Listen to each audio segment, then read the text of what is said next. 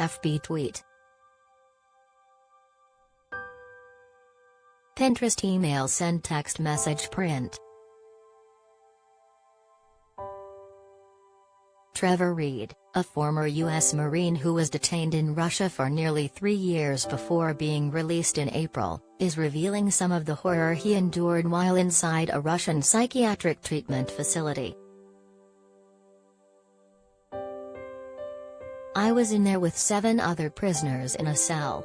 They all had severe, psychological health issues, most of them," Reed, 30, says in an interview with CNN's Jake Tapper.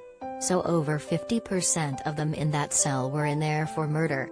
Or, like, multiple murders, sexual assault and murder, just really disturbed individuals."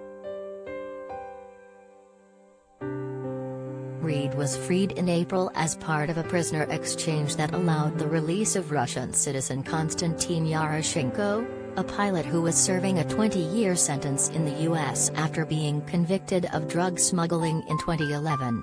Yaroshenko has denied the allegations against him. Reed had been detained in Russia since August 2019 and was sentenced to 9 years in prison in 2020 for endangering the life and health of Russian police officers after a night of drinking, charges Reed has denied and which U.S. Ambassador John Sullivan called preposterous. Speaking with Tapper for a CNN special report, Finally Home, the Trevor Reed interview, the former Marine said he was sent to the facility as punishment for pushing an appeal after his conviction. Despite the efforts of his family, and later of President Joe Biden and other administration officials, to secure his freedom and bring him home to Texas, Reed said he became resigned to a life behind bars. Family of ex-Marine held for years in Russia talks with Biden, not going to stop. "A lot of people are not going to like what I'm going to say about this, but I kind of viewed their having hope as being a weakness," Reed told Tapper. "So I did not want to have that hope of, like, me, you know, being released somehow and then have that taken from me." "You denied yourself hope?" Tapper asked. "Yeah," Reed said. "I wouldn't let myself hope." Reed said his cell inside the psychiatric facility was not a good place. "There was blood all over the walls there, where prisoners had killed themselves, or killed other prisoners, or attempted to do that," he said. "The toilet's just a hole in the floor.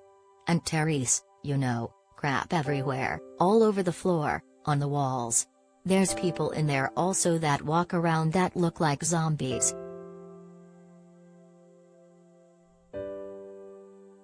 WNBA star Brittany Griner seen for the first time since Russian arrest in undated mugshot. U.S. efforts to free Reed were led in large part by Ambassador to Russia John Sullivan. Talks had been taking place for months but picked up speed just before the Russian invasion of Ukraine, as tensions rose in the area. The effort to get Reed back to America was hampered, however, by the invasion, which has led to fewer staffers at the American embassy in Russia. Other factors that added urgency to the situation included Reed's deteriorating health and his family's activism, which led to a meeting with Biden, 79.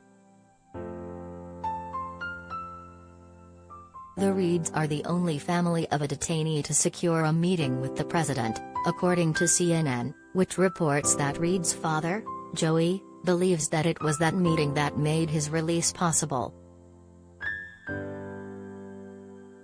"Today, we welcome home Trevor Reed and celebrate his return to the family that missed him dearly. Trevor, a former U.S. Marine, is free from Russian detention," Biden said, announcing his release and return. "I heard in the voices of Trevor's parents how much they've worried about his health and missed his presence. and I was delighted to be able to share with him the good news about Trevor's freedom.